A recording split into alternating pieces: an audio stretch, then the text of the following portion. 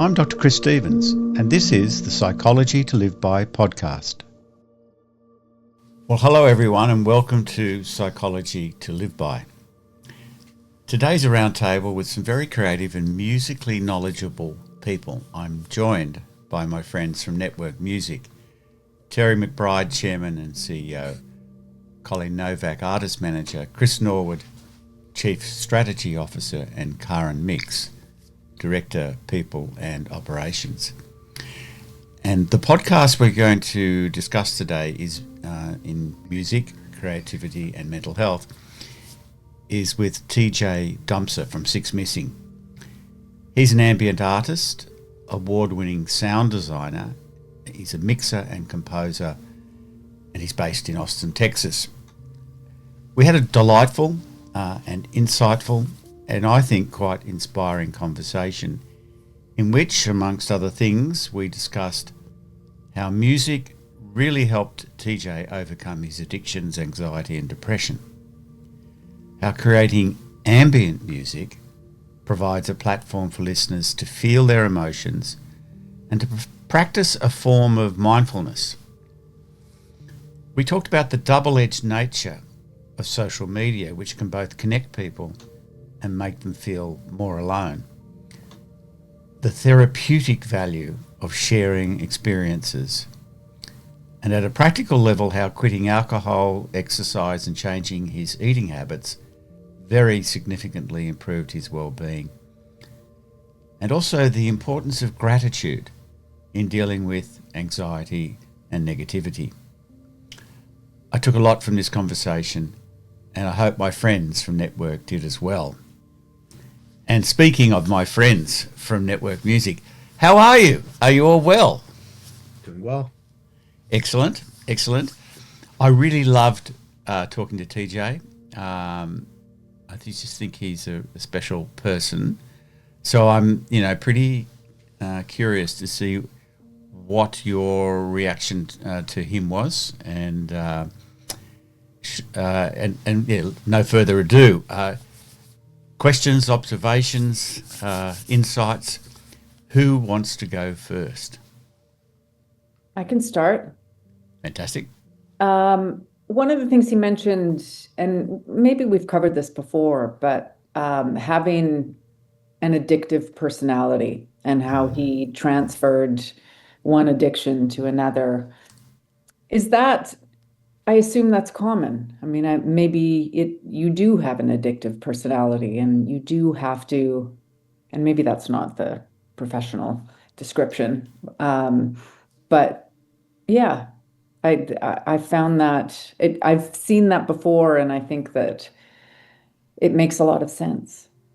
It does, and yes, there are such things as addictive personalities, and that's actually a little distinct from, for example, some people are more likely to be addicted to alcohol, but that's a kind of they can overlap, but they're also separate, because I think there are indications there are certain genes that predispose people to it, and alcohol dependence that others aren't as equally exposed to. So there's a physiological side, but what he's talking about more, I think, was the psychological addiction, and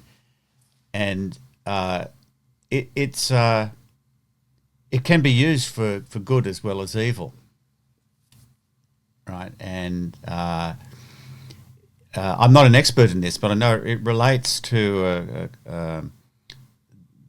a fairly unique way in which dopamine is utilised in the system. So dopamine is a kind of curiosity chemical, and it's not a reward chemical per se. It's the desire for something chemical, and some people just need more of that, and they're driven more by it, right?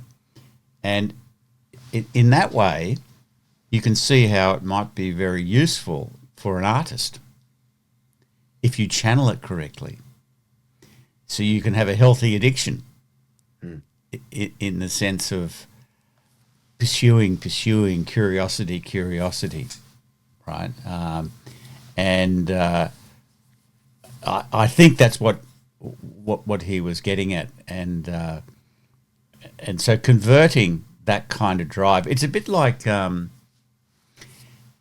you guys know, I work a lot in corporates and professional service firms where you've got these really, really high performing people, and there's a subset of them I'm very fond of who are what I call high functioning OCDers, right? So they're really, really super high on conscientiousness, and but what they've done, and they're usually very bright, but they've taken a kind of tendency to obsess and a tendency to constantly need to do something. They've turned that from potentially a destructive thing into a highly productive thing, right? So rather, it's not some useless obsessive ritual, crossing oneself 20 times, or as one guy I treated in private practice, he had to walk sideways through doorways. Like, I know it makes no sense, and he knew, he's a very intelligent man. He knew it made no sense.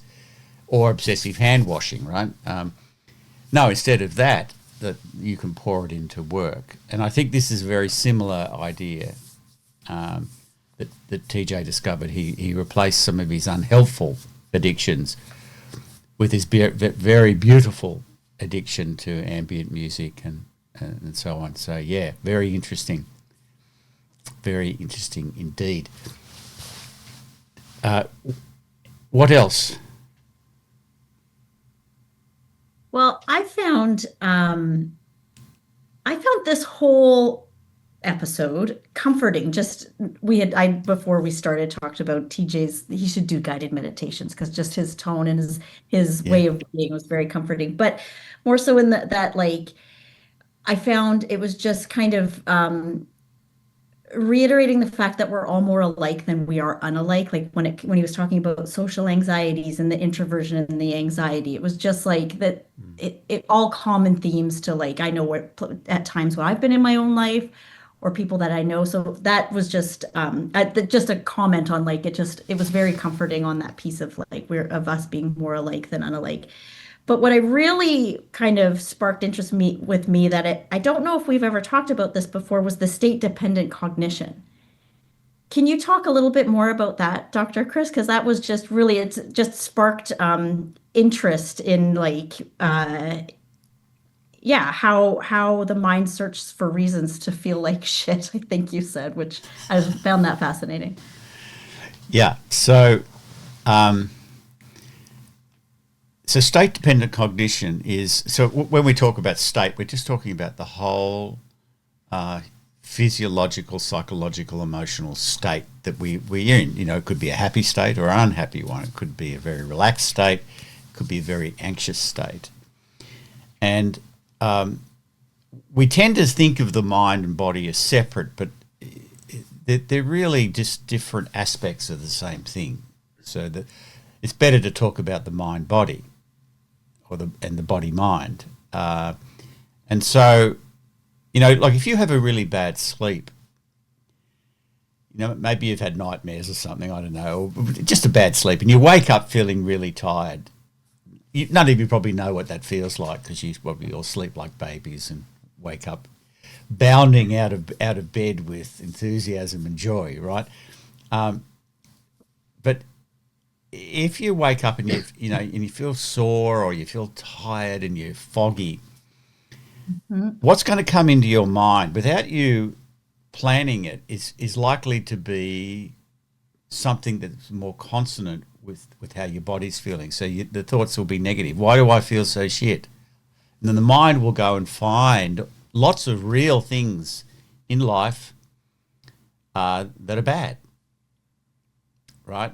And conversely, if one in every 365 days you wake up feeling really energized and full of beans and can't wait, what will naturally fill the mind is more positive thoughts. So there's a kind of way the psyche looks for congruence between how we feel in our state and what we think. I had a really good example of this recently, working with an extremely high-performing person, and for various reasons he was going through a very stressful time. And he was like really, he had a major medical emergency, blood pressure, and he's an extremely fit individual, and it was all the stress.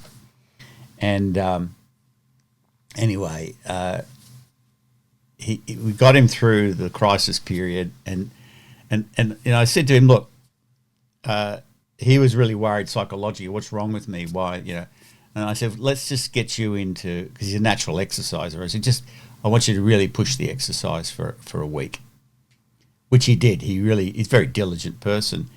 And he came back the next week and he said, I can't believe the difference. Like his emotions had settled, his mind had quietened down, his body was more relaxed. We didn't do any psychological work. Yeah. Right? And I'm not saying, that's going to be the answer to everyone, but the virtue of this is you can work from both directions. You can work on them directly on thoughts and feelings and that, and psychological tricks and psychological strategies. But for a lot of people, it's like cleaning up their act. Like, when TJ was talking about diet, exercise, sleep. These are massive things. Our psychology is our body, and our body is our psychology. And if you mistreat it, it very often is going to make you start feeling bad psychologically, right? And so state-dependent cognition is an important thing. I'll give another reason it's important. There's a bit of a tendency in my field, like if you take, say, cognitive behavioural therapy, there's a bias in that to say, well, our emotions are caused by our thoughts. Right, that's the causal direction. So if you change your thinking, it'll change your emotions, right? And then that'll change your body state. And I'm not saying that's not false, that's true. But it also works in the other direction. So that these days, I think this is partly a response to this, there's a lot more what we call somatic therapies, where people are taught to connect with their body and to feel where in their body an emotion is experienced and how it's experienced.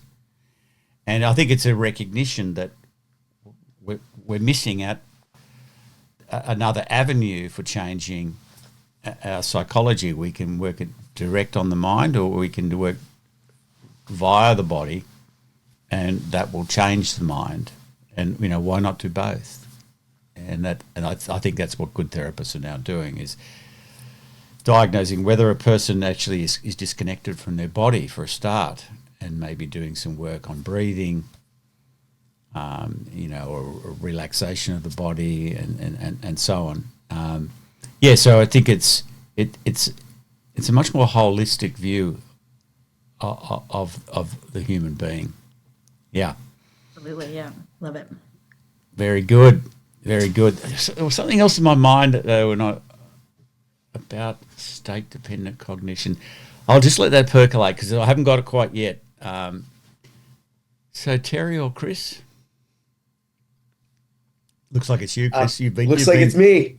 You've been dobbed in, as we say in Australia. No problem. I had a moment of, what would you call it? Towards the end of this podcast, where I was very able to map my own, let's say a revelation that I had that aligned with, I think, what you both were talking about, which was the conversation around the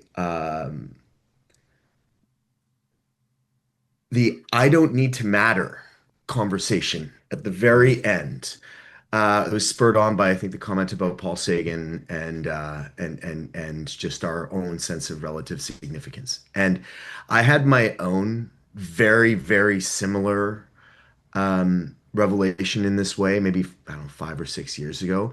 And it was like borderline transformational, just like the sense of like weight being removed in the idea of these expectations that perhaps the universe is imposing on us aren't real. They're actually of our own making. And the universe goes on and it continues to do what it's going to do, regardless of what pressure I may put on myself. And it was it was an important moment for me to realize that a lot of that pressure was self-imposed. Now I still put a lot of self-imposed pressure on, but I know that that's, my own doing, and I can handle it better almost in that way, where it doesn't feel like I owe that to something or someone or whatever the case may be. And I've shared this with other people in my life, and some people have very positive reactions, and some people have very negative reactions to this. Actively recoiling and resisting that idea of a relative sense of insignificance, which like stuck out to me just because it was so meaningfully positive as an impact for me.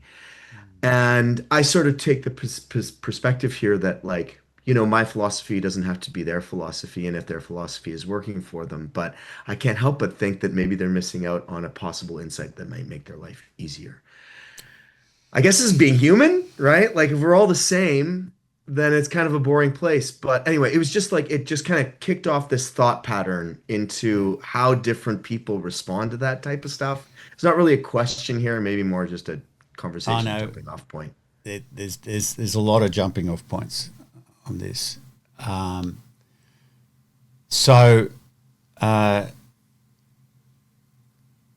Let's start with your insight and how it took a weight off your shoulders.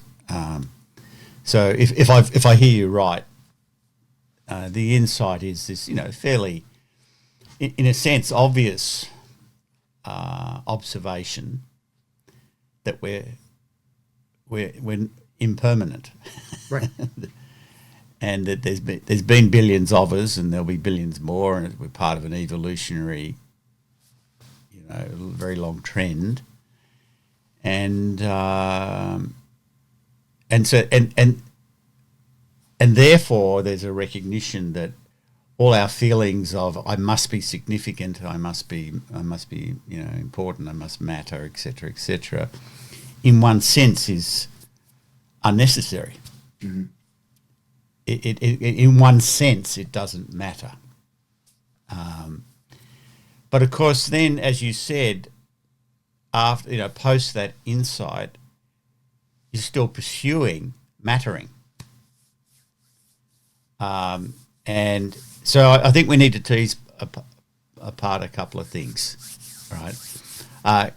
I think that what you're doing is the right way to go about it, though. So what am I getting at? I've been strongly influenced recently by reading Rebecca Goldstein's book, The Mattering Instinct, which is an observation. She's more a philosopher, but it's an observation about what it's like to be a human being. And she says, of course, like all creatures, we're the most important thing to us, right? So we have this very, very strong survival instinct to stay alive. But she's not talking about that. She's talking about this unique feature, we think. And that is, I think, driven by this existential awareness that in the end we're not going to matter, because we're impermanent. There becomes this big drive to matter, right? So in this space I have, what am I going to do of significance?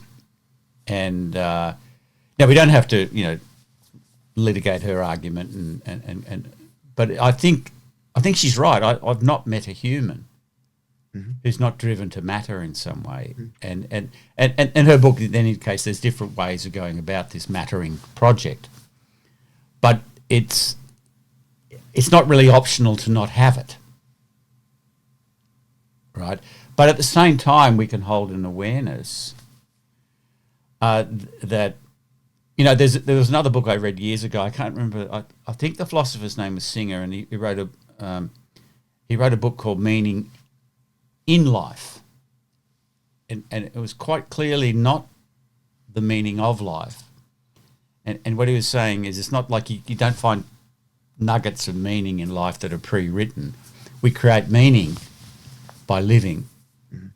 And I think this is, you know, the idea of mattering projects. But we now hold the mattering project in a broader context of our impermanence and the emptiness of self, as the Buddhists might say. All right, and that's a really, as you experienced, that's a very liberating experience. Ironically, now this is not true for many folks. Perhaps the majority of people, they're really, really, really uncomfortable with this. And when you came to that insight, it probably was a little bit of a crisis of some sort. Like, it was, you know, it's like we're not comfortable, obviously, facing our own mortality, but also not comfortable with not this sense in which I'm not that important, really, in this whole scheme of things. And why is that? Because we also come with a thing called an ego. And the ego is a really important dynamic, ongoing construction. So it's not a thing, it's this way that we hold ourselves together. And clearly it has an evolutionary purpose in helping us survive, you know. So, and as social creatures, the most important function of the ego is to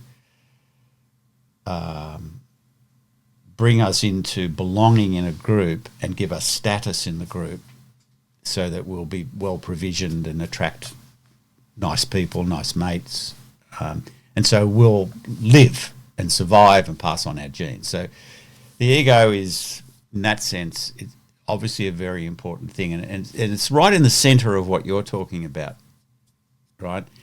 Because once it's done its job, once you know, we live in, you know, even though I know there's shit going on in the world, we live in a very, very safe world compared to the world for which we were designed. So once the ego's done its job, it's going to, you know, we're going to pass on our genes or whatever, you know. Then you can sit and contemplate beyond this drive, which is, I think, what you did, and it's like, oh yeah, okay. I know I'm going to die, and all this won't mount to a hill of beans a few generations along. And then the question is, so now what do I do? And that's where I think you deliberately take up and consciously take up and intentionally take up projects that matter. Mm-hmm. And bewildering variety, that's fine. But I would say that then one can choose projects that are wise. And what I mean by that is basically projects that create more happiness for self and others, more joy for self and others, more peacefulness for self and others. So, like I'm assuming with you, but also with TJ, you know, when Karen said she found the whole conversation kind of soothing and relaxing, I think he's gone through that as well. Mm-hmm. And there's something so nice, you know, that's a terrible saccharine word, isn't it? But something very calming, mm-hmm, to be in the presence of someone who's dropped the ego to that extent. And you know, it's self-evidently wise thing to do when you're there, but not when you're not there. It looks, you know, in a therapeutic encounter, very often people are terrified by this, and their whole system is built up to actually stop that insight happening, because the ego is terrified of being dissolved, and you can feel very destabilized, and it can be very destabilizing for people. So they've got to work towards being able to contain and hold that insight without without being terrified. That's a big one, isn't it? But thank you for that, Chris. Very good. All right. Does anyone call you Terence? Probably not. My mum, when she's upset with me. Yes. Okay. Well, you can call me Christopher, and I'll call you Terence. Are you upset with me? No, I'm not. So I'll call you Terry. I'm actually going to give you 3 steps back to the topic that you wanted to wrap up on. Yeah. So one thought that I'd never thought about was that ambient music is not trying to tell you how to feel. Where a lot of lyric-based music, the lyrics trying to tell you how to basically feel. I never thought of that, and I quite love that. Going off the, and I run into this a lot as an artist manager, like with artists, like, I got this big issue. It's deep. And kind of what Chris did to friends, and he got a varied reaction to it. I go like, how deep? Really deep.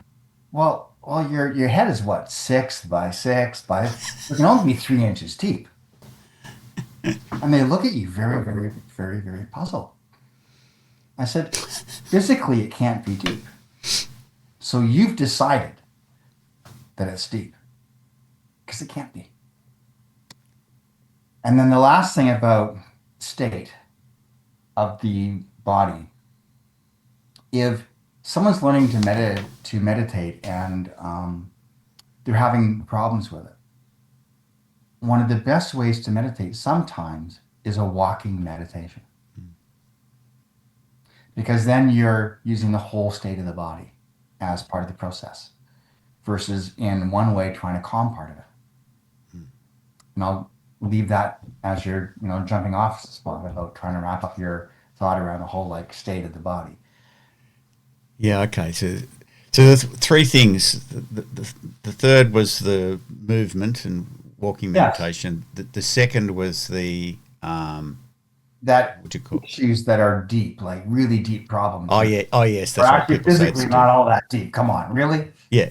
And the first one is just how ambient music's viewed. Oh, that's right. Yes. Because without lyrics, it's not telling you how to feel. Which I find that to be rather profound. I agree. No, I because he likened ambient music to a form of mindfulness. Yeah. And of course, what mindfulness really is a kind of paying attention to what is there in a non-judgmental and an accepting way. And so the ambient music in that sense, if it is, I think he's right, is a type of mindfulness. It's allowing people to feel what's there. Yeah. Right? And this, again, there's something very validating and self-evidently healthy about that. Mm-hmm. Right? Because you can then just relax back into and accepting what is here. It reminds me of it's a common observation that happiness and joyfulness are always available, and they're always available right now, right here. And in fact, psychologically speaking, when the problem is we're not here, we're thinking about the past and the future, and we're not here in the sense of in the body, right? We're sort of like these heads wandering around, and so it's by drawing people into the present moment and into their own experience. You don't have to create a certain emotion or a feeling of joy or so on. It's an uncovering of that which is available. So I think that is profound. When people say they've got to, I know in a sense you're gently destabilizing the idea of deep, and by drawing a physical metaphor, and it's much better for people, rather than say I've got a deep feeling, it's much better to describe precisely what they're experiencing. So I'll give you therapeutic examples because, obviously that's part of what I draw on. Often people, especially first session, come in and they've got, I've got all these problems, and I'm just, everything's fucked, like everything's stuffed, everything, and they're dying, and they want to tell you all about, which is perfectly appropriate, of course. But what I've found over the years, like people think they've got like dozens and dozens and dozens of deep problems. And when you let them pour it out and then you just with them categorize them, there's usually about 3. And they're all these variations on a theme. And these 3 aren't deep in the sense, they're right on the surface. I don't feel I'm good enough. Nobody loves me. You know what I mean? And that's not to diminish them. It's just to say that you don't need to do deep psychosurgery to locate them. They're usually right on the surface, in the mind, in the body, and you can articulate them. Now, what's the third thing? Was the meditation. Sorry? Walking meditation.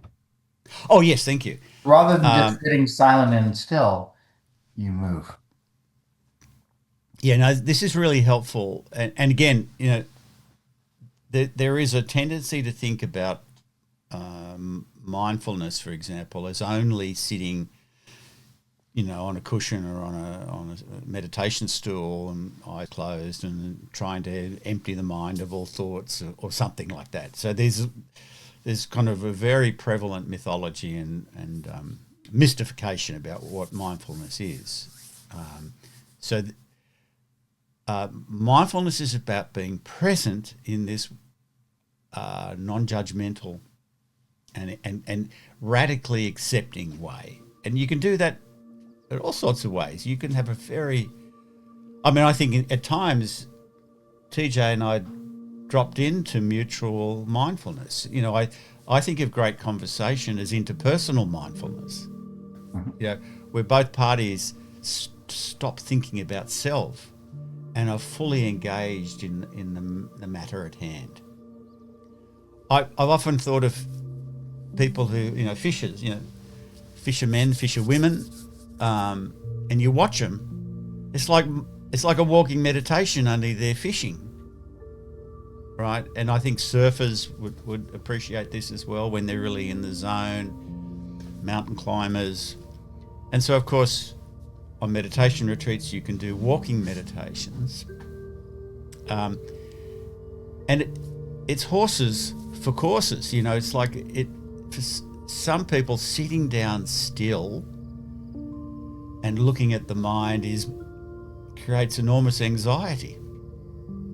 Right, and I'm not saying they should never end up doing that, but maybe it's going to be easier for them to start with a walking meditation where they've got something very concrete to be attending to, something less subtle than the breath, or even more subtle,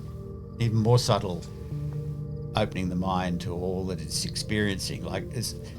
So for most people, they just wander away in the mind, right?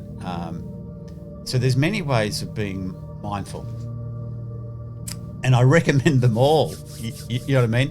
And in fact, the whole point of mindfulness is to bring it into everyday life.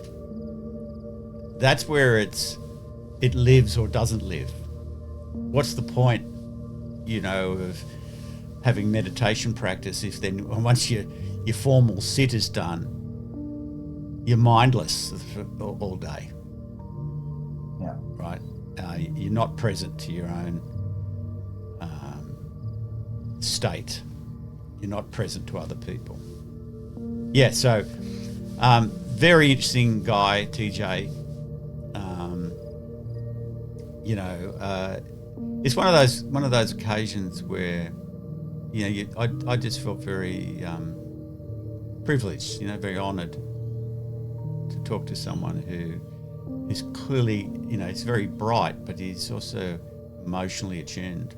He's come to quite a degree of self-acceptance, and therefore he's just very relaxing to be with, because his ego is has been somewhat subdued, which I think is what we all should be doing. All right. Well, I'm glad you guys liked it, because I really did. I mean, it's obvious. And I really wish TJ well in his musical ventures. I highly recommend it to people, just to have it, have it as ambient music. It really is something. Mm-hmm. Okay, guys. Thank you so much. Good to see you. Thank you. Yeah. And not sure which one we'll do next, but we'll do one. We will. Thank you. You've been listening to the Psychology to Live By podcast.